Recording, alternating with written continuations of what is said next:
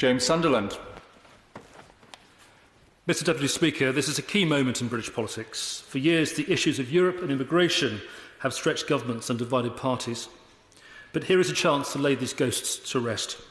In December, Britain voted for a government that promised to deliver Brexit and end uncontrolled immigration. So this bill does exactly what it says on the tin. Not only does it allow the UK to take back control of its borders, it also helps our territorial sovereignty in a way that has not been possible for over 4 decades. To those politicians who dare to listen to the electorate, this is what we promised and what we will deliver. In recent weeks, people have told me that the bill is contentious, but it should be regarded for what it is, not for what others fear it to be. For a start, I was elected on the Conservative Manifesto of 2019, which promised to end free movement across our borders and restore trust in our immigration system.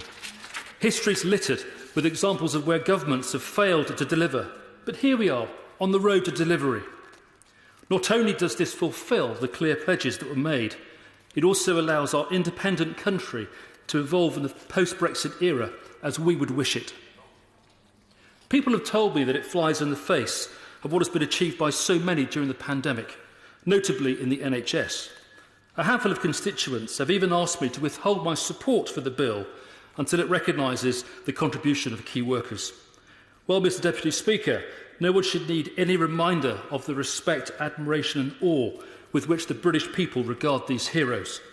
The contribution of our public sector employees, public servants and staff is the stuff of legend, and we will always be grateful.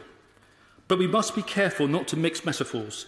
Contrary to what we have heard, the bill does not serve to detract from this, and nor does it serve to demean anyone, irrespective of creed, colour, faith or ethnicity. In fact, it bears no correlation whatsoever. It simply fulfils a promise to bring in a fairer system that allows the UK to welcome the brightest and the best to our shores. To use logistic terminology, this will be on a demand pull, not a supply push basis. For the avoidance of any doubt, immigration has been good for the UK, and we have built a proud global nation on the back of our history, shared values, unrivalled diaspora, and those who have come here from abroad. I've also been honoured to serve alongside so many brilliant foreign and Commonwealth soldiers. So we owe a debt of gratitude to them, and our shared wealth, prosperity and enviable trading relationships will only be enhanced further through our pursuit of new free trade agreements. But the blueprint for future success does not mean that we can write a blank cheque in the post-Brexit era for all those hoping to come here, as much as we might want to. In this competitive and conflicted world, it is no surprise that many would seek to come to the UK, but this cannot be ad hoc. This has nothing to do with racism or xenophobia, and those who confuse this are quite wrong. Mr Deputy Speaker, inasmuch as the immigration bill does promise a points-based immigration system that mirrors other countries of the free world, we do, however, need to be careful that it does not become a blunt instrument. The legislation must be flexible and agile enough to respond to the employment market at any given time, particularly in terms of the skills being offered. For example, there will be a need for seasonal labour, and we must be able to attract all those that we need. Indeed, I welcome that employers will be given sufficient notice to plan, but it's essential too that the UK government does not cut off its nose to spite its face by inadvertently limiting those we need. I would certainly welcome some transitional arrangements in this respect. But of course, none of this is sustainable if you allow free movement across the Channel. And we do need to better provide law enforcement agencies with the power to intercept and return. As many in the House will testify, what is happening right now in Dover is unsustainable, and we must disincentivise those who seek to exploit the misfortune of others with promises of asylum.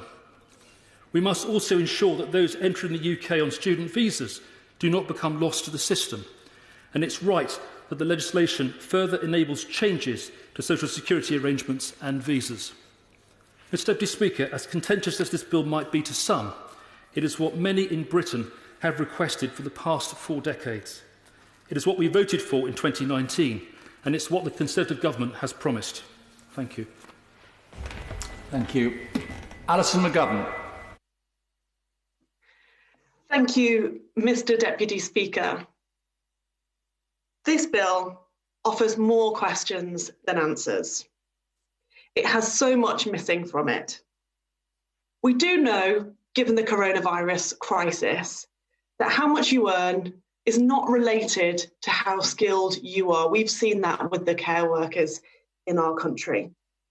But this bill doesn't tell us anything about what the government is going to do with that information, because all we've heard so far on the government's immigration policy is a test that relies